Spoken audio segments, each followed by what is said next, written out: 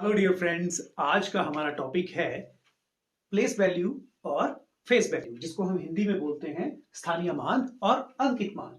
अब हम इसे एक छोटे से एग्जाम्पल से समझते हैं।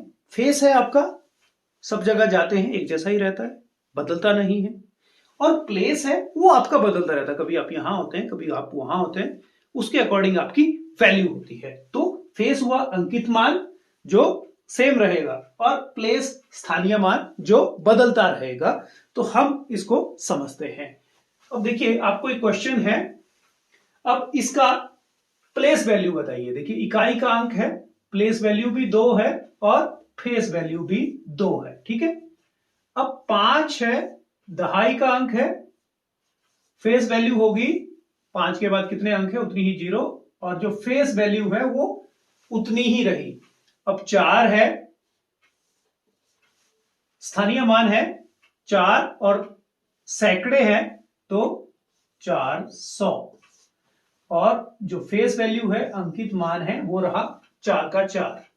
अब हम करते हैं 3 का। अब 3 देखिए, इकाई, दहाई, सैकड़ा, हजार, तो क्या है इसकी प्लेस वैल्यू, स्थानीय मान है 3000, और फेस वैल्यू वही की वही रही। ठीक है। अब आया 6 का। ठीक है। 6 कहां है?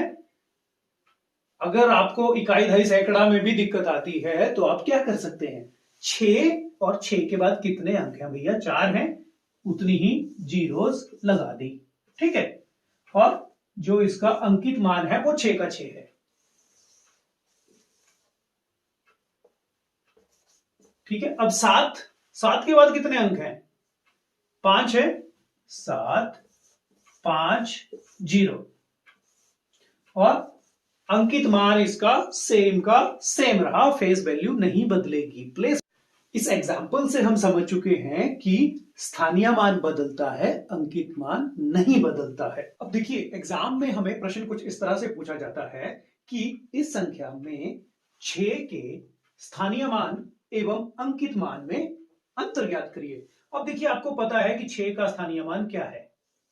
6 कितने अंक है, 4 अंक है, 4 जीरोस लग जाएंगी, और इसका ये हुई इसकी प्लेस वैल्यू। ठीक है। और अब हमने लिखा ये है फेस वैल्यू। फेस वैल्यू क्या है, 6 है। आपको अंतर ज्ञात करने के लिए बोला है तो आप इसको माइनस करेंगे, अगर योग या जोड़ बोला जाएगा तो आप ऐड करेंगे, सिंपल है।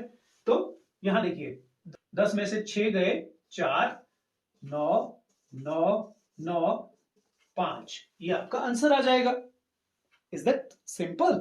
Yes, of course, very simple. Friends, अब देखिए, जो कंसेप्ट है दशमलव संख्याओं का स्थानीय मान, अब इस कंसेप्ट में बड़े बड़े लोग फेल हो जाते हैं। अब आइए देखते हैं कैसे। अब यहां तक का जो दशमलव से इधर की संख्याओं का स्थानीय मान आपको पता है, यहां पे 9 का स्थानीय मान 9 ही है, और इसका स्थानीय मान क्या है, 70। ठीक है, ये आपको पता है।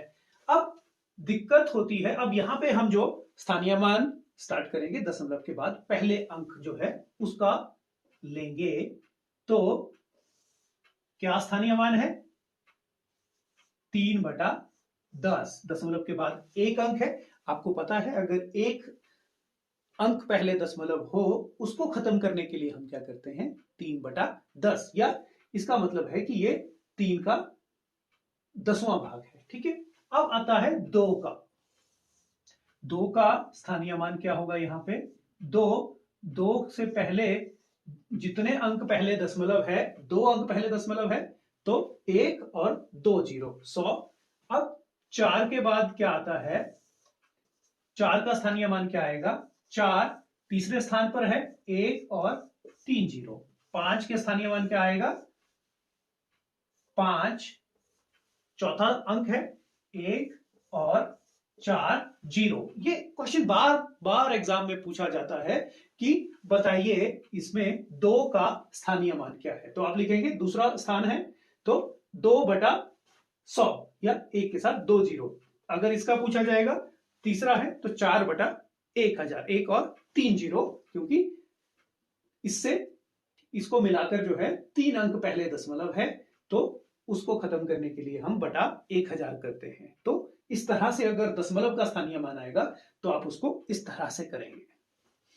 सो आज के लिए ये छोटा सा टॉपिक लेकिन बहुत ही महत्वपूर्ण टॉपिक है किसी भी एग्जाम के पॉइंट ऑफ व्यू से।